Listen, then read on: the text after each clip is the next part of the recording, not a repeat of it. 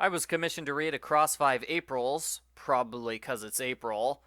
Since everyone's stuck in quarantine right now, it feels a bit like April has been 5 years long. Arglefonf Book Review, Arglefonf Book Review. Our main character is Jethro Creighton, a 9-year-old boy who lives in southern Illinois in April 1861. That's the start of the American Civil War, which lasted for 5 years, 5 Aprils. Jeth is closest to his brother Bill, who has a reputation for being odd and thoughtful. Rumor has it he talks to animals. Nobody does that! Jeth also likes Shadrach Yale, the local teacher. Shadrach is in love with 14-year-old Jenny. Dad says she's too young to be married, but she's not too young to be in love. Cousin Wills comes from Kentucky, and they discuss the possibility of southern Illinois joining the Confederacy. The family gets into an argument. Wills is the only one who supports the South. Bill can't decide who to support because he has reason to dislike both sides. He hates the South for keeping people in slavery, and he hates the North for keeping people in virtual slavery. He eventually gets into a fistfight with another brother and leaves to join the Confederate Army, although his heart isn't in it. When the war begins, everyone thinks it will be a picnic. Literally, congressmen show up with their families in picnic blankets to watch. Everyone slowly becomes disillusioned when the war turns long and nasty. This hits home for Jethro when he's shown a map of the area and learns the big victories that everyone's celebrating are actually insignificant. Jethro's male relatives go off to fight in the war. When Jethro goes to town by himself for the first time, a drunk rebel-rouser named Wortman gives him grief because of Bill.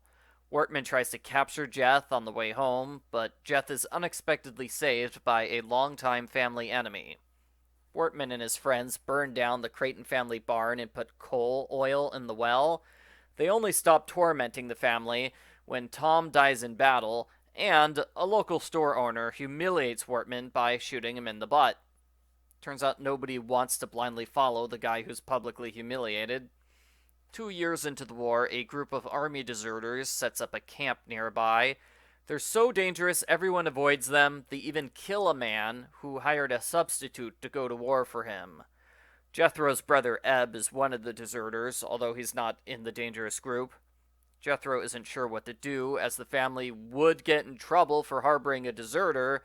He writes a letter to President Abraham Lincoln, who writes back. Mr. Lincoln's already made an official declaration saying all deserters who return by a certain date will not be punished. The war continues. Shadrach is injured and sent home, but he gets a happy ending because that allows him to marry Jenny. Bill doesn't get a happy ending. He's taken as a prisoner of war. There are mixed reactions as the Union Army lays waste to everything.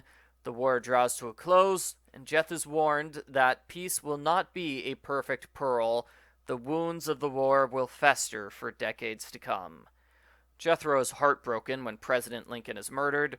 Until Shad and Jenny come back home, her return makes April bright again. The end. Post-book follow-up. This book has received hundreds of one-star ratings and a lot of terrible reviews that mercilessly trash it. Upon closer inspection, most of these reviews were done by kids who were forced to read the book in middle school and high school. They didn't like it. There seem to be 3 main complaints. First, most of the characters in this book talk with heavy accents, which can be tough to understand.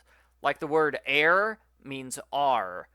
For the first third or so, I had to occasionally stop reading and sound out the words to figure out what the characters were saying. Second, there's no real story, which made it kind of hard to summarize.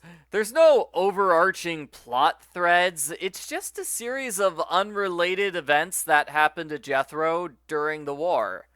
That's because this story comes from the author's grandfather. She turned his wartime memories into a book.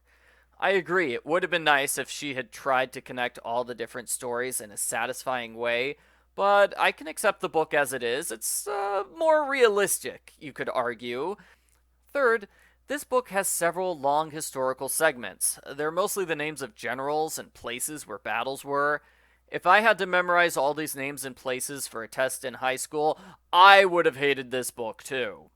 Since I'm not getting tested on this stuff, I thought it was interesting to see a month by month summary of the Civil War.